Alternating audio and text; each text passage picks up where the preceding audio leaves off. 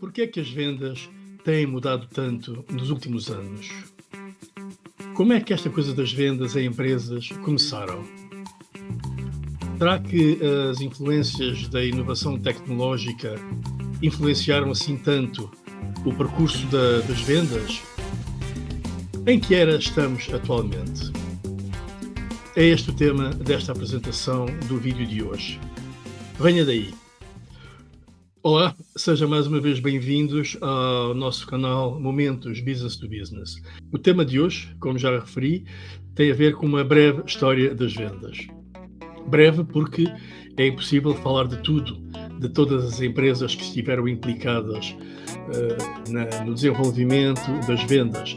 Vamos falar apenas daquelas que, no nosso entendimento, serão as mais importantes. Mas antes de avançarmos, gostaria de salientar a importância de se definir o perfil de cliente ideal business to business. Este é um e-book que podem fazer o download, o link está na descrição, e aqui poderão saber com detalhe quais os passos a dar, muito simples, para se definir o perfil daquelas empresas que devemos prioritariamente contactar para que não percamos tempo a contactar as empresas erradas. Então, como é que tudo terá começado? É evidente que isto das vendas já acontecem há milhares de anos, mas por uma questão de critério, vamos falar aqui do Sr. Clark Stanley, que ficou conhecido como o vendedor da banha da cobra. Na verdade, o original é Snake Oil, o óleo de cobra que curava todos os males, não é? Uma coisa engraçada deste senhor, o cowboy vendedor, é que ele já na altura, portanto em 1800, portanto já foi há alguns anos, já na altura ele se apercebeu da importância da prova social. A prova social é ter a testemunhos, pessoas que validam realmente a veracidade do conceito. E era o que ele fazia, era acompanhado das suas palestras, das suas ações de venda, era acompanhado por índios de uma determinada tribo que diziam: sim senhor, isto é de uma família nossa, antiga, da nossa tribo, é uma receita milenar, etc, etc.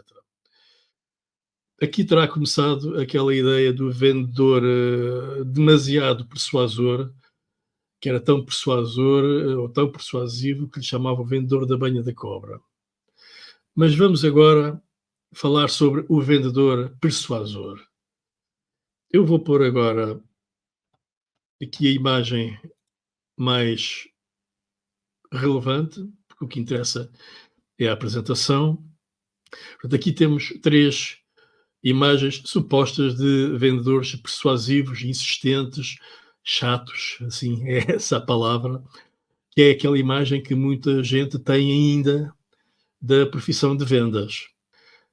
Vamos recuar ao ano de 1880, em que uma empresa, a NCR, que toda a gente conhece como sendo a grande marca das caixas registadoras, implementou um conceito, a NCR Primer, em que foram feitas as primeiras formações de vendas, começaram a ter alguma metodologia com o approach, proposition, demonstração e fecho. Enfim, no fundo, é aquilo que durante muitos anos, ainda hoje, se segue. Criaram um livro de argumentos nas vendas, com a lista das grandes objeções, um manual, em que ensinava como ultrapassar objeções, e em 1893 fizeram parte de uma grande feira de Chicago, em que foi criada as primeiras escolas de treino. Enfim, foi algo que foi marcante para a época e para a história das vendas. Em 1900 começaram a acontecer reações contra vendas fraudulentas, quer no Great American Fraud, uma campanha da revista Colliers em 1905, quer na feira de congressos sobre vendas, em que se promovia a dignidade da profissão de vendedor e o desejo de cortar com o passado. Com o período da Grande Depressão, muitos desempregados escolhiam as vendas devido à necessidade de sustento e fácil acesso. Vender na altura era para quem não sabia fazer nada, estava desempregado, ia para as vendas. Durante muito tempo isso também aconteceu. Será que ainda hoje é assim? Vamos ver já mais à frente. Entretanto, em 1930 começou a haver alguma metodologia em que vários métodos de vender foram apresentados. Aliás, em termos de livros, muitos livros foram apresentados: Value Based Selling, Inside Selling, enfim, um monte de coisas acabado em selling. Eram autores que queriam também implementar os seus conceitos, mas foi aqui que começou com o mood selling, que era apelo à emoção dos compradores, outro apelo à marca, o poder da marca era o grande argumento de compra, depois a psychological selling, era o foco da análise psicológica dos clientes, ajudá-los a compreender o discurso do comprador e responder com o discurso na sua proporção. O barrier selling tinha a ver com a colocação de questões em que o cliente só pode ou só devia responder sim. Após vários sims, estariam assim diminuídas as barreiras e o negócio estaria pronto a ser fechado. Portanto, até agora, como vimos, tudo isto centrava-se no vendedor, nada no cliente, no comprador. Era tudo, o foco era na nossa vantagem, no nosso ganho. Nossos vendedores, não é? Em 1936, não sei se já leu esse livro, de Como Fazer Amigos e Influenciar Pessoas. É um livro já muito antigo, de 1936, mas é um livro que eu aconselho. Aqui e ali nota-se que está um bocado desatualizado, não fala da internet, claro, mas tem coisas básicas que não só para as vendas, mas para o nosso dia a dia é importante. E o foco é na criação de empatia. Ora bem, onde é que é necessário criar empatia? Nas vendas. E também no nosso dia a dia, mas nas vendas isso é muito importante. Então, este livro, em que é que se baseava? Falava essencialmente em lidar honestamente com as pessoas. Nada de truques, nada de técnicas. Vamos falar abertamente com as pessoas e, acima de tudo, interessar-nos genuinamente sobre os outros. Portanto, aqui já começou a haver o foco na outra pessoa. É assim que se cria empatia. Devemos fazer os outros sentirem-se importantes. Sorrir, o sorriso é muito importante nas vendas, principalmente ao telefone. A outra pessoa não vê o sorriso, mas sente da maneira como nós falamos mais calmamente, mais pausadamente. Fazê-lo falar sobre problemas. Aqui já estamos a ver que há alguma importância, aliás, bastante importância na colocação de questões, que já vamos falar sobre isso. E a melhor maneira de criar empatia é usar sempre o nome da pessoa, tentar saber o nome da pessoa. Por isso é que é importante, nas vendas, nós anteciparmos sempre em conhecermos o nome da pessoa. No fundo, o foco era na outra pessoa e não em nós. Recomendo vivamente este livro, caso ainda não o tenha lido. Depois, entre 1940 e 50, foi a altura em que apareceram os acrónimos.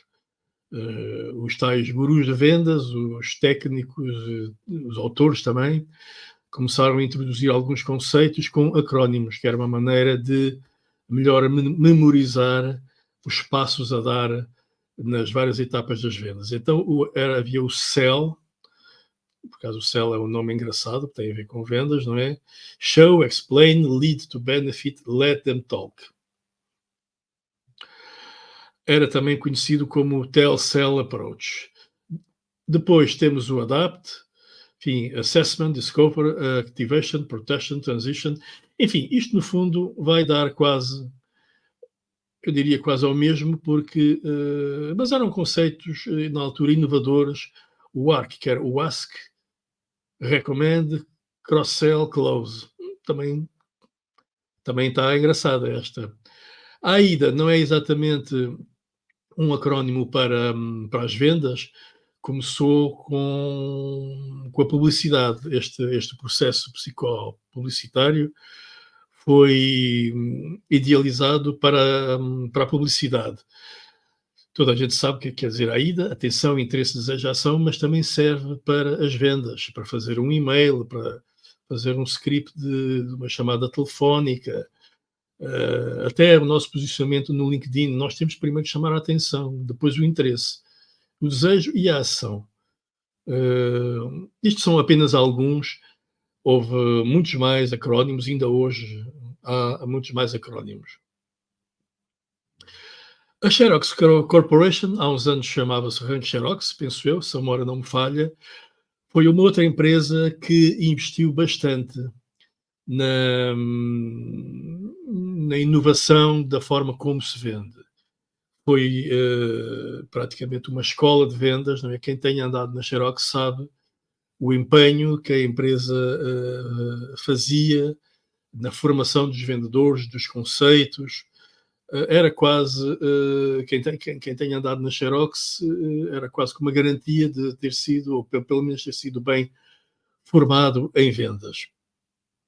Em 1968, introduziram o PSS, que é o Professional Selling Skill, Selling by Need Satisfaction. Investiram cerca de 10 milhões no desenvolvimento desta tecnologia.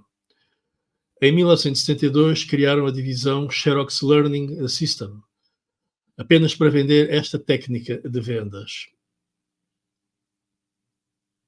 No fundo, este PSS era como que uma receita culinária. Havia uma sequência prescrita. Faça aquilo, se X acontecer, depois mude para Y. Se Y não acontecer, volte para N, ou para X, ou para Z. Enfim, era como uma receita culinária, mas que fazia sentido na época. Já agora, eu estou a falei só aqui, referi apenas a Xerox e a NCR, mas poderia falar de muitas mais. Por exemplo, a IBM. A IBM é claramente uma grande escola de vendas.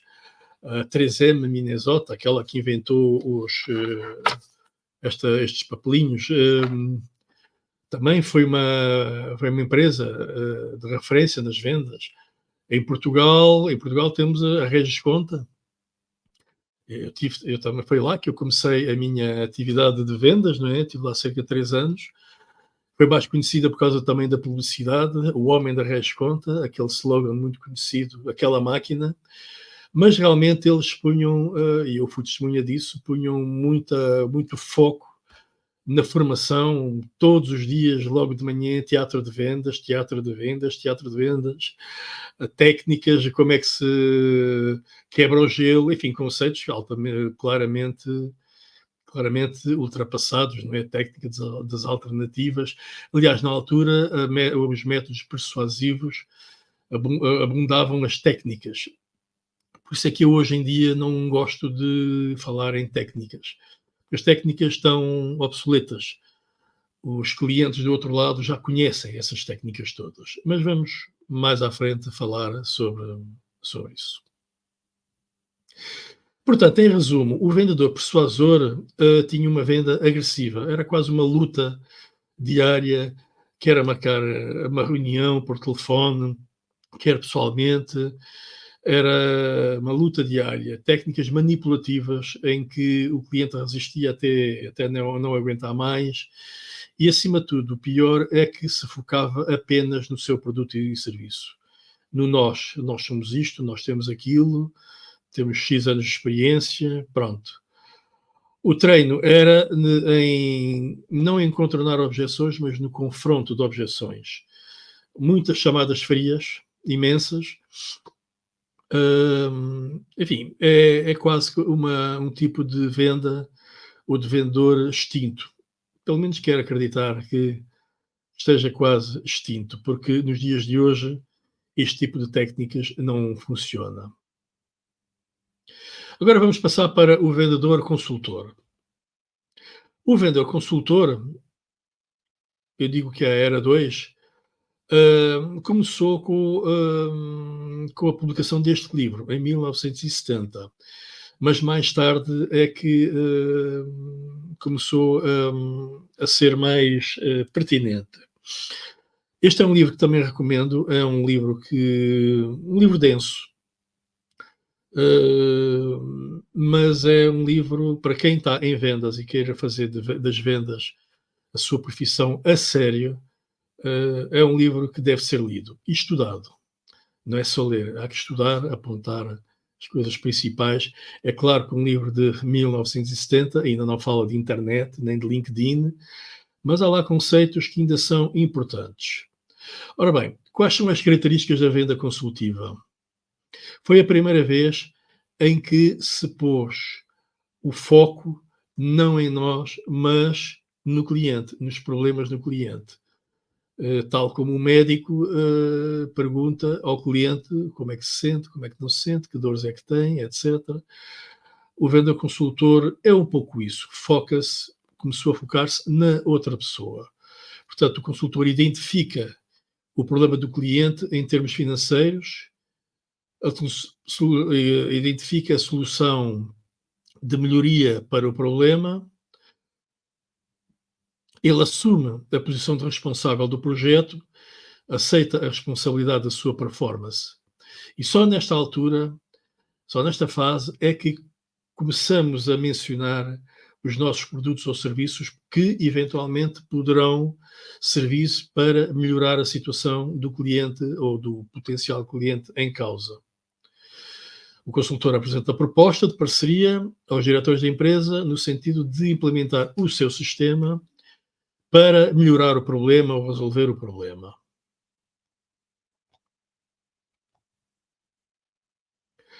A ênfase era na colocação de questões ao potencial cliente e, acima de tudo, na arte de escutar. A arte de escutar é importante. Quem me conhece sabe que eu, sempre que falamos em escutar, eu digo que escutar é ouvir com atenção. Porque as pessoas confundem escutar com ouvir. Não, nós, para escutarmos, temos que estar bem atentos. Ouvir com atenção, acompanhar de uma forma quase visual para as pessoas perceberem que nós estamos atentos e também para ficarmos com a memória daquilo que o cliente diz, é ouvir com atenção. Isto é muito importante. E também outra parte importante é a criação de relacionamento com o interlocutor. Na fase anterior, que falamos, do vendedor persuasor, o relacionamento não interessava. Está vendido, está entregue, está recebido, está depositado, também é importante. Adeus. Aquela relação com o vendedor não era importante, porque era, digamos, uma venda anterior, não é? A venda persuasiva era uma venda egoísta. Aqui já começamos a ser menos egoístas e a pensar mais no problema do cliente. Portanto, a abordagem de resolução de problemas de um consultor tem em vista apenas ajudar os clientes a aumentarem a sua posição de negócio e não na persuasão em comprar os seus produtos ou serviços. É aqui que residia o foco da venda consultiva. Foi também nesta altura, em 1980, que apareceu um livro que revolucionou a forma como devemos abordar a primeira reunião. Porque nós, na primeira reunião, tentamos saber a situação do cliente, qual é o problema, caso ele não resolva o problema, que implicação é que isso terá, e que tipo de necessidades é que o cliente vai ter. É isto que quer dizer o SPIN: Situation, Problem, Implication, Needs. Nós, no final, dizemos o que é que o cliente precisa.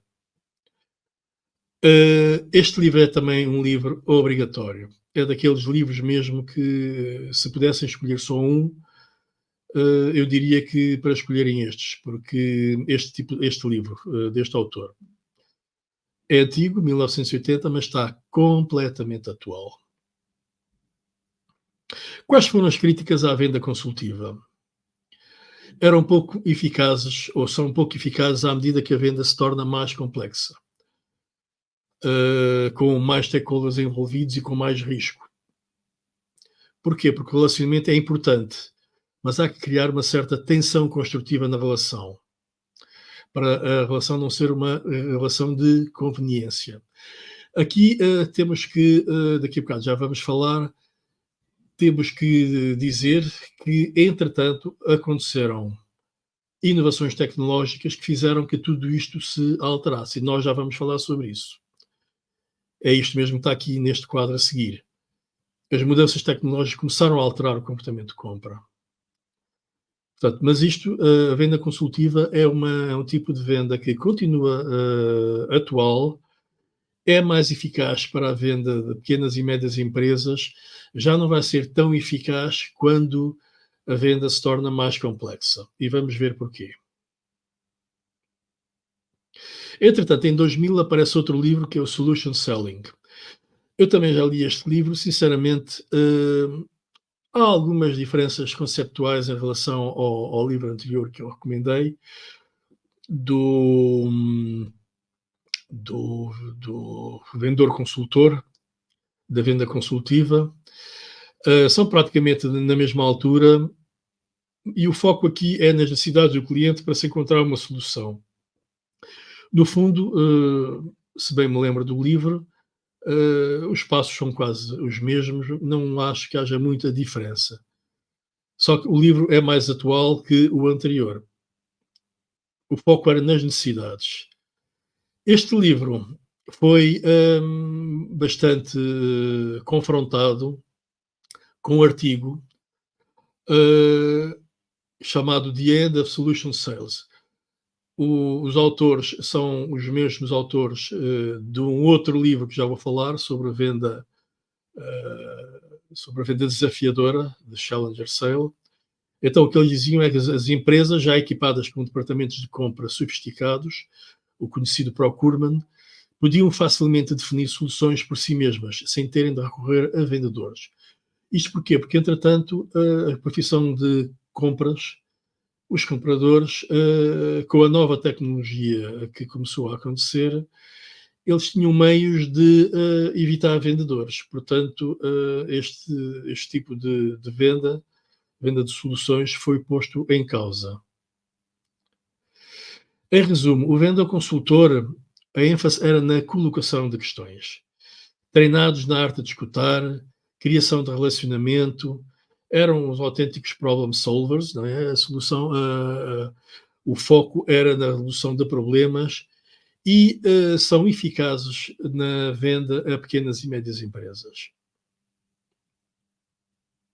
Entretanto, o mundo tecnológico foi-se inovando dia após dia. Vou referir agora aqui 3 vagas tecnológicas que revolucionaram o processo de decisão nas vendas business to business. Antes de começar a falar destas vagas, não posso deixar de falar da lei de Moore. Quem é que era o Moore? O Moore era o Sr. Gordon Earl Moore, que em 1965, já há alguns aninhos atrás, disse que o poder de processamento dos computadores duplica a cada 18 meses. Isto é, os computadores tinham mais performance, com computadores cada vez de menor dimensão, mas com muito maior capacidade. Isto hoje ainda acontece, não é? Vamos agora falar da primeira vaga. A primeira vaga era a construção das autoestradas da informação. Esta primeira vaga aconteceu entre 1985 e 1999, 2000. Então, de que é que se tratava esta primeira vaga da internet? Foi nesta primeira vaga, entre 85 e 99, que se começou a verificar a oficialização do e-mail. Nesta altura começámos a utilizar o e-mail em vez dos faxes e dos telex, que eu não referi aqui porque não vale a pena, não é? Senão era uma apresentação muito grande, e realmente o e-mail veio revolucionar a forma como nós comunicamos, não só a nível empresarial, mas hoje também a nível pessoal. Entretanto, a Apple e a Microsoft, cada um nas suas garagens, começaram começaram a lançar os seus produtos, e foi nesta altura que as suas inovações começaram a ter escala, a ligar as pessoas à internet e a construir as tais autoestradas da informação. Isto apesar de eles terem começado as suas atividades nas tais garagens na década de 70, como referi. Em 1994 também o Sr. Jeff Bezos lançou a Amazon, e hoje em dia nós sabemos o que é que a Amazon é. A Amazon é. Tem o Kindle, tem serviços de internet para ver filmes, etc. Enfim, é um mundo, não é? Da primeira vaga temos o Google, em que dois jovens universitários lançaram um motor de pesquisa, cuja missão era organizar a informação mundial e torná-la universalmente acessível a todo o mundo. Será que conseguiram? Parece que sim. Temos agora a segunda vaga, que é de 2000 a 2015. Foi aqui que se iniciou a verdadeira alteração do comportamento de compra, business to business, e também nas vendas. A segunda vaga vai de 2000 a 2015 e temos todos estas plataformas que toda a gente conhece, o LinkedIn, o Facebook, o YouTube, o Twitter, que agora mudou de nome, não é? E de dono, agora é X, o iPhone em 2007 e mais recentemente o Instagram. Aliás, 2007 é um ano-chave para as inovações tecnológicas. Foi quando foi lançada o iPad, perdão, foi para o iPhone, mais tarde é que foi lançado o iPad, e realmente o iPhone revolucionou a forma de comunicação, quer a nível pessoal, quer a nível empresarial. Nós hoje, com um smartphone, que é praticamente um computador, fazemos tudo. Isto revolucionou a forma como se vende, essencialmente, que é isso que interessa. Depois temos as aplicações que são importantes, que derivam destes smartphones. Entretanto, nessa altura, vocês já viram aqui há bocado que eu tinha colocado aqui o BlackBerry, que se tinha lançado em março de 1984. Eu, durante muitos anos, usei o BlackBerry, adorava o BlackBerry, tive 2 ou 3, mas a verdade é que não se aguentou. Porquê? Porque, entretanto, em 2008, a Google lançou o Android e daí vieram os smartphones Android a competir com o smartphone da Apple, o iPhone, e então o BlackBerry, bye bye. não aguentou, não aguentou a concorrência. Eles ainda tentaram fazer smartphones com o Android, mas uma vez falhanço para sempre, não é? O mercado não perdoa.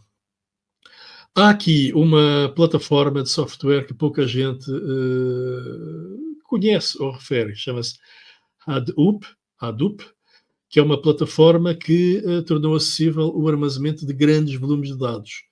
É uma autêntica revolução na capacidade de armazenamento para os computadores. O que é que esta Hadoop faz?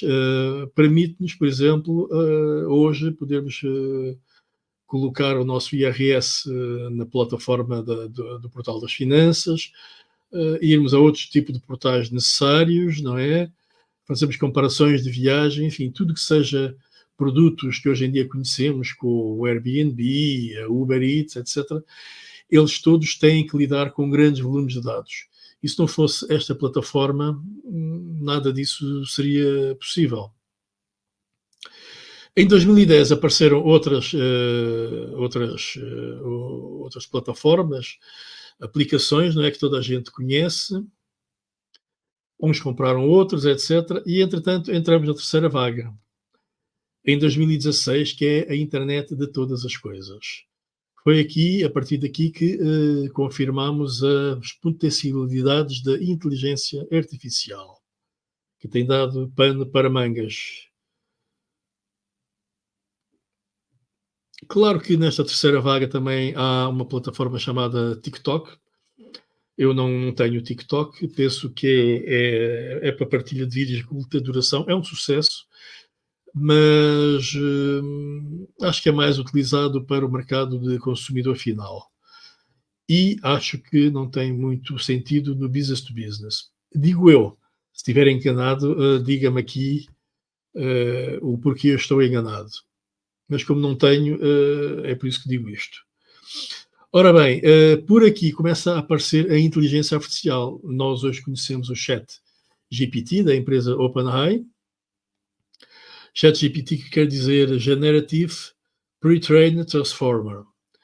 E é tão importante que o próprio Bill Gates diz que os novos programas como o Chat GPT vão tornar muitos trabalhos de escritório mais eficientes. Vai mudar o mundo? Sim, já está a mudar. Já vi em várias situações aqui do meu dia a dia, o meu editor de vídeo, por exemplo, eu já não preciso de pôr, por exemplo, o som em determinados locais. Ele adivinha e acerta. É uma coisa incrível. Vamos lá ver o que é que isto vai dar da inteligência artificial. Mas que realmente está a mudar o mundo, isso é verdade. Então, retomando a história das vendas, e depois de passado estas breves eras das inovações tecnológicas, temos aqui, já falámos sobre a era 1, sobre o vendedor persuasor, a era 2, o vendedor consultor, e a terceira era, qual é? Nós temos este livro, Vendedor Desafiador. Os autores são os mesmos que puseram em causa a venda de soluções, que escreveram o tal artigo na Harvard Business Review. O vendedor desafiador vem numa era em que vive a complexidade e a commoditização estão na ordem do dia. Vivemos realmente num ambiente muito complexo. Eu nem digo no aspecto social, estou a falar assim mesmo e apenas na era de negócios. Claro que na era pessoal e social, enfim, com as guerras que estão a acontecer no mundo, isso então nem se fala, e tudo isso tem influência nos negócios. Mas vivemos numa era muito complexa por causa das inovações tecnológicas, em que as compras estão realmente muito mais profissionalizadas e, no fundo, o objetivo dos departamentos de compras é que eles querem que todos os fornecedores sejam tratados da mesma maneira, como uma commodity. Ora bem, para quem não sabe, uma commodity é um produto sem diferenciação, igual aos outros. É por isso que se refere normalmente, quando falamos das commodities, a matérias-primas. O ouro, o cobre, enfim, matérias-primas. O que é que acontece se as compras nos tratarem como um produto não diferenciado? Preço, esmagamento de preço. E o poder vai para o cliente. Hoje em dia, o vendedor, a empresa que fornece, tem pouca influência, pouco peso face ao peso das compras, face ao peso das empresas. É fundamental sermos reconhecidos no meio da multidão. Se não diferenciarmos, morremos. Então, e o que é que temos que fazer para que isso aconteça? Temos que inovar. Inovar sempre, constantemente. Não podemos descansar à sombra da bananeira. Mas inovar não é só a nível de produtos e serviços. O mais importante do que se vende é a forma como se vende. Este livro fala disto. Este senhor, Jeb Blunt, é um autor de imensos livros sobre a área de vendas business to business. Este livro é um livro interessante em que foca o aspecto da pessoa que está à frente do potencial cliente.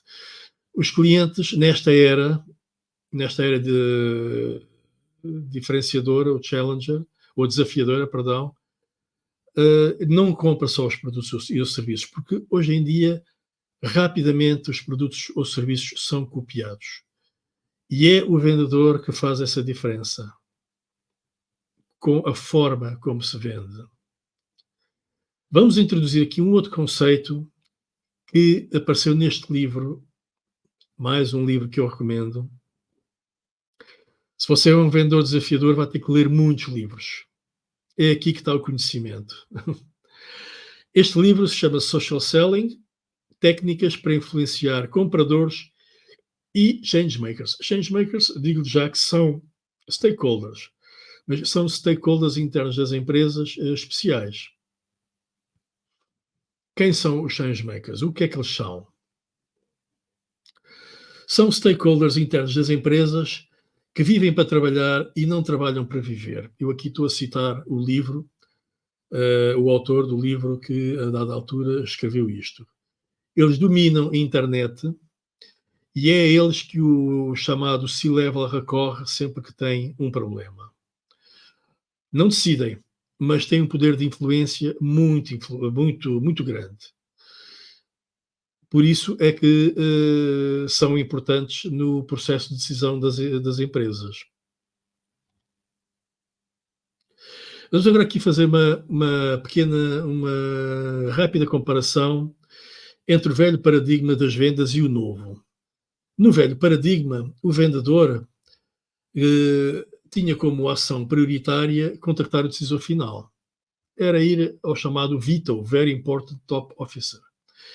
O vendedor queria era falar com quem decide. E ainda hoje é importante, se você conseguir falar diretamente e rapidamente com quem decide, é bom.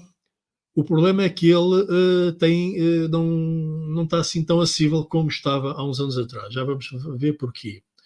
Portanto, aqui o vendedor tentava o decisor final e os stakeholders internos tinham uma ligação fraca com o decisor final.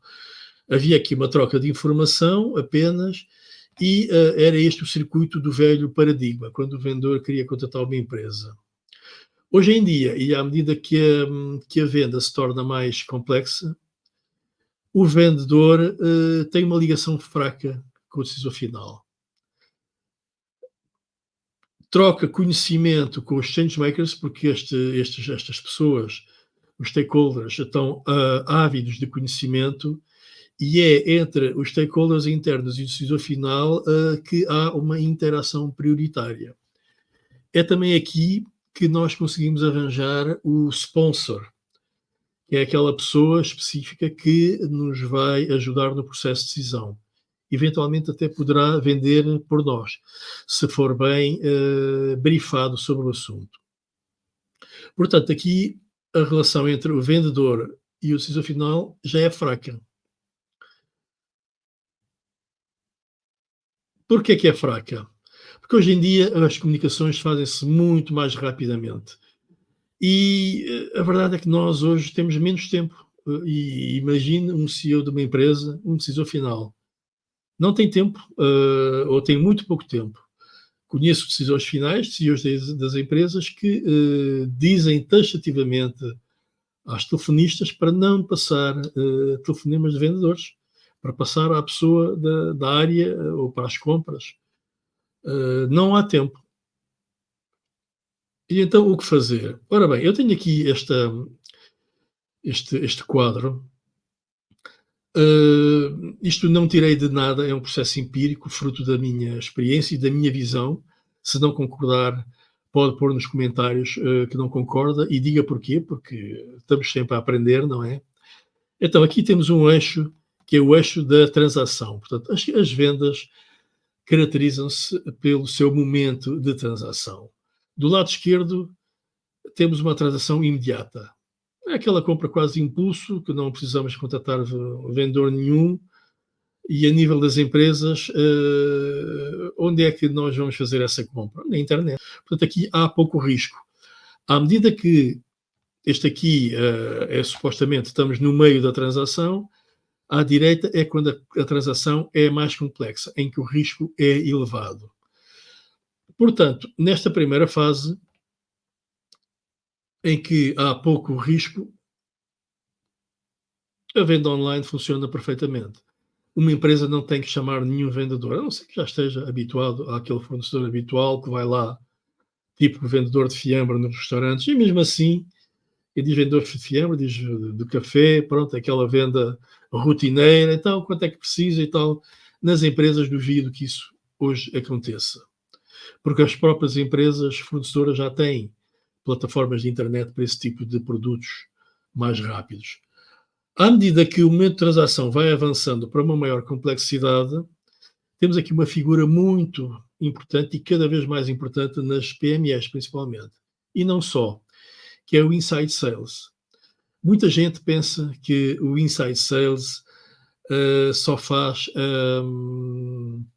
a transição do marketing para o vendedor externo. Não é bem assim, porque o inside sales também vende. Há empresas, a business to business, que já só vendem por telefone. Eventualmente, depois fazem uma outra reunião via Zoom ou via Teams, mas já se vende apenas por telefone. Isto porque a venda tem, a transação é com pouca complexidade, há pouco risco. Nesta fase, o vendedor consultor é aqui, principalmente nas PMEs, que o vendedor consultor tem uma palavra a dizer e que é muito importante. Aqui já ultrapassa um pouco aqui a metade aqui a metade do momento de transação e já entra aqui para uma venda um bocado complexa, mas o vendedor consultor dá conta do recado. Até que vamos avançando para uma venda com mais complexidade, mais risco. Duvido que a venda online consiga fazer com sucesso este tipo de negócio. Aí é o vendedor externo, vai ser o vendedor desafiador, o vendedor challenger, que vai ter que entrar em ação. Mas afinal, o que é um vendedor challenger, desafiador? Conhece a fundo o negócio da sua empresa, o negócio dos seus potenciais clientes e respectivo mercado de atuação. Bem, você agora poderá dizer, mas o vendedor consultor também tem isso tudo e pode ter. Conhece a fundo o negócio da sua empresa, dos clientes e respectivo mercado de atuação. Mas a grande diferença não é esta. A grande diferença é aqui. Traz para a relação uma visão diferenciadora de negócio, desafiando os seus interlocutores ao debate de ideias, através de uma tensão construtiva dessa mesma relação. Isto tem a ver com o momento de complexidade que nós vivemos. Estas são as características ou uma definição muito básica de o que é um vendedor desafiador. Mas quais são as suas principais características? Neste livro, de Challenger's Sale, os vendedores apontam os chamados 3 T's, que têm a ver com teach, ensinar, partilhar conhecimento. Nesta fase, o vendedor não é só um consultor, ele não analisa. A diferença para o vendedor consultor é que ele também tem uma função pedagógica, de ensinar e partilhar conhecimento. Taylor tem a ver com a adaptação ao seu mercado de atuação. É efetuar o discurso à medida das características próprias do seu potencial cliente. Isto é muito importante para o vendedor desafiador. E depois, o último T é o take control. É fundamental para o vendedor tentar controlar o processo de decisão do negócio desde o princípio. Mas especialmente na negociação, mas muitas vezes a negociação começa logo no início, na avaliação das necessidades e no combate ao status quo. Como estava a dizer, o take control é tentar controlar o processo de decisão do negócio, especialmente na negociação, desafiar o cliente, evitando o conflito. Vamos agora, nesta fase, fazer uma distinção do processo de venda e o processo de compra. Muitas vezes nós falamos em processo de venda, mas o processo de venda, se nós nos centrarmos demasiado em processo de venda, começamos a focar-nos muito em nós, nos nossos objetivos, naquilo que nós queremos para nós e esquecemos o outro lado. E este tempo de complexidade não está para sermos egoístas, não é? Temos que pensar no outro lado. Então, o processo de venda. O processo de venda é simples, é procurar, é a prospecção, depois vamos reunir com o cliente, vamos fazer uma proposta, vamos negociar, vamos fechar o negócio. Muita gente esquece da manutenção do cliente e fazer upselling ou cross-selling, muitos ficam nesta fase, conclusão já está feito. Isso era principalmente na venda persuasiva, na venda consultiva já não acontece, mas, portanto, estas são as fases principais do processo de venda. Vamos agora ver, deixar a ótica do vendedor e vamos para a ótica do comprador, o processo de compra. No processo de compra, o que é que eles fazem? Eles primeiro avaliam as necessidades. Alguém diz, olha, temos aqui um problema, é necessário melhorar este produto, este serviço, e então as compras, ou o departamento em causa, identifica o problema, reconhece a insatisfação e identifica a necessidade. Depois, vai ao mercado ver, isto é, vai à internet, ver o que é que há, quais são as empresas que eventualmente poderão satisfazer essa necessidade. E então eles vão especificar a necessidade e procurar soluções ao mercado. Normalmente arranjam 2 ou 3 empresas como possíveis fornecedoras. Depois vão ver se estas empresas resolvem mesmo o problema. Portanto, eles têm preocupações. Será que a empresa tem prestígio? Será que está bem financeiramente? Que tipo de referências é que eles têm? Portanto, vão ver referências, prazo de entrega, etc. Porquê? Para minimizar o risco. Porque o grande problema dos compradores nas vendas mais complexas, na venda desafiadora, é o risco. Depois é a decisão, eles tomam uma decisão, atenção que estamos a ver a ótica do comprador, não é o que o vendedor deve fazer, isto é como eles, os compradores, as empresas compram. A fase de implementação é muito importante, porque se o projeto não for bem implementado, corre-se o risco para a empresa e para a pessoa, não é, que foi responsável pela decisão da escolha. Portanto, temos que assegurar, eles, compradores, têm que assegurar que o projeto está a ser implementado corretamente. Depois, ao longo do tempo, vão fazendo a revisão, se está a correr bem, se não está a correr, porque se não correr bem, mudam de fornecedor. Então, isto é a forma como os vendedores, é a forma como os compradores compram. É o processo de compra. Ora bem, posto isto, uma vez que nós já sabemos como é que os clientes compram, temos aqui um desafio. E o desafio é compreender muito bem as fases de compra business to business e atuar em conformidade. Nós aqui nesta apresentação não vamos ter tempo, seria uma apresentação muito longa, de avaliar ponto a ponto o que é que o vendedor tem que fazer em cada passo. Posso lhe dizer que há muita coisa para discutir aqui em cada passo, em decisão, por exemplo, nas decisões, na fase da decisão, muito vendedor desconhece o critério. Qual foi o critério de decisão? Às vezes são confrontados com a perda do negócio. Mas como é que eu perdi o negócio? Eu era o melhor fornecedor, que é vocês deram negócio àquela empresa XPTY. Parece que é uma empresa mesmo chamada XPTO, por isso é que eu digo outro nome. Como é que deram essa empresa XPTY? Porque vocês, o vosso prazo de entrega do projeto era 30 dias e eles na proposta puseram lá 15 dias. Mas se você tivesse dito que isso era importante, eu também tinha posto 15 dias, porque nós fazemos o projeto em 15 dias. Pois, mas vocês não perguntaram. Pronto, isto é um exemplo só aqui do processo de decisão. Temos que saber os critérios e em cada fase deste processo de compra há muitas preocupações dos vendedores, muitos passos a dar. Talvez para um futuro vídeo nós vamos abordar isso, que é realmente a fase mais importante.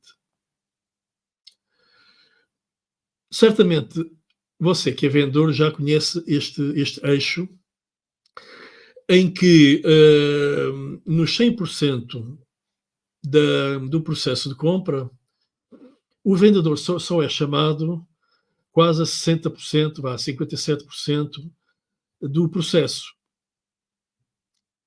Aqui nesta fase quando acaba. é aqui que o vendedor é chamado. E então, aqui é quando o comprador vai fazer a tal avaliação de opções, vai ao mercado a ver online o que é que há, quais são as empresas que poderão fornecer e fornecer a empresa para o problema que têm. Depois temos a conclusão do negócio. E então, nesta fase, nestes 57%, o que é que nós temos que fazer? Estamos a ver, como costuma dizer, o comboio a andar, não é? Tudo passa-nos à frente.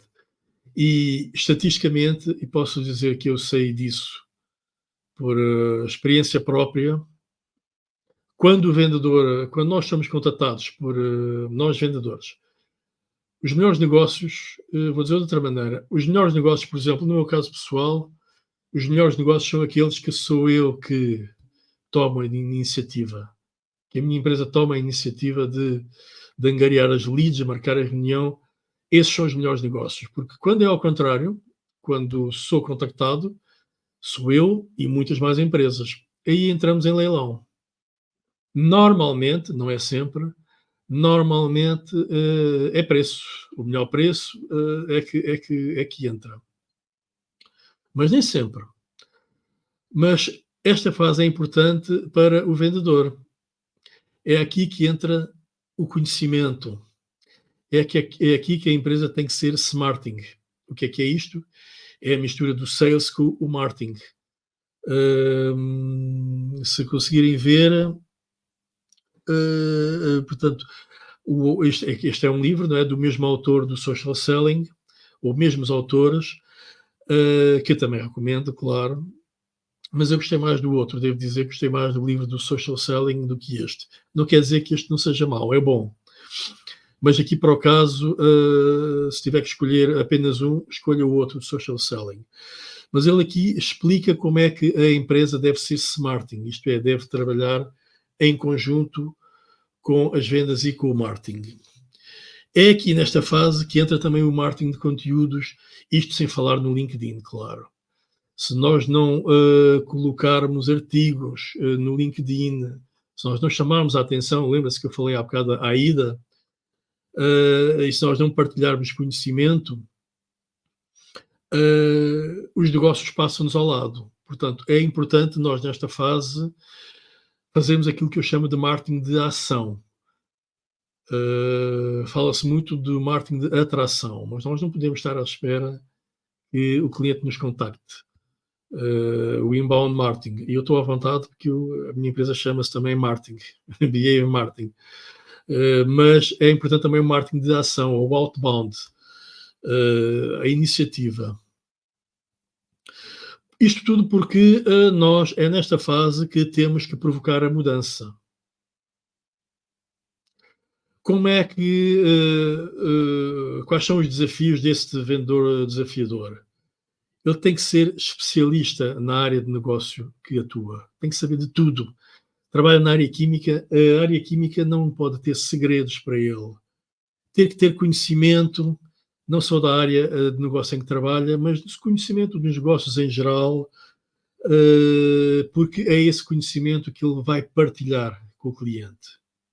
Claro, eu acho que o vendedor tem que ter, neste caso o vendedor ou desafiador, tem que ser também um grande conhecedor de marketing. Tem que partilhar os conteúdos. Não é, a partilha de conteúdos não é um objetivo apenas do marketing. O vendedor também tem que partilhar os conteúdos da empresa onde trabalha, no LinkedIn e noutras plataformas sociais. Isto é um erro, pensar-se que só o marketing é que tem esse objetivo. Não é. E depois tem que dominar a tecnologia. Hoje em dia há N tecnologias ao dispor, o CRM, enfim, ficava aqui um monte de tempo a falar das tecnologias ao dispor das vendas. Mas ele tem que dominar tudo isto. Por isso é que o vendedor Challenger é um bocado diferente. Muita gente pergunta se ainda são necessários vendedores. Eu gosto muito desta frase que está neste livro, também recomendo, não é? Principalmente para quem trabalha as vendas complexas, em que ele, a determinada altura, diz que a decisão dele é pela necessidade do cliente de conhecimento exterior e guia para que eles façam uma decisão qualificada, uma decisão de compra qualificada. Portanto, os vendedores são fundamentais.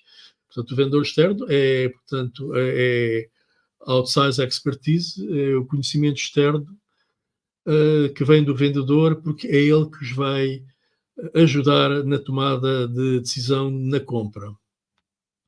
Eu já falei nisto noutros vídeos, se viu outros vídeos já certamente se lembra, mas eu não canso de falar nesta decisão. Porquê? Porque a missão do vendedor é esta, é ajudar a mudar. Em ambas está a palavra dar, não é? Portanto, o vendedor challenger é um vendedor giver e não o contrário. Portanto, senhoras e senhores, apresentamos aqui o vendedor challenger, que é ativo e dinâmico, que busca com critério as empresas a quem possa ajudar com o seu conhecimento e experiência, é um facilitador de relacionamentos, tenta fazer a ponte com os vários stakeholders internos e externos envolvidos no processo de decisão. Sim, também há stakeholders externos, pode ser um consultor, e é preciso fazer toda essa mistura, pôr toda a gente a falar uns com os outros. Portanto, além de facilitador de relacionamentos, tem que ser um construtor de consensos. Numa venda mais complexa, só o poder de relacionamento que havia na venda consultiva não é suficiente. É preciso pôr toda a gente, os influenciadores, toda a gente, ou a maioria, afinadas pelo mesmo diapasão, não é verdade? Para que se evolua no processo de decisão. Portanto, acima de tudo, o vendedor desafiador é um construtor de consensos. Portanto, temos aqui vários tipos de mistura de características de vendedor. Ele tem que ser um vendedor consensual, mas também tem que ser um hunter, um caçador. Por isso é que não é fácil ser vendedor desafiador. Em resumo, o vendedor desafiador é um vendedor importante nesta era que nós vivemos atualmente, que é a era da complexidade. É um vendedor que é útil para vendas cujo risco é elevado. Por isso é que as vendas podem ser mais complexas que outras. Porque se não houver muito risco, o vendedor consultor será o tipo de venda mais indicada. O foco está na criação de valor, já falámos no risco, e acima de tudo, o vendedor desafia o cliente a mudar, desafiando na tomada de decisão.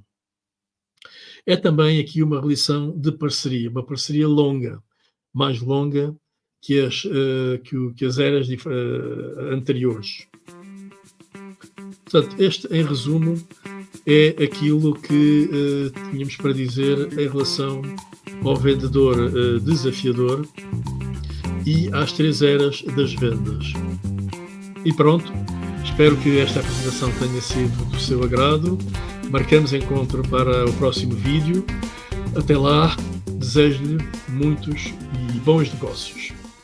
Fique bem.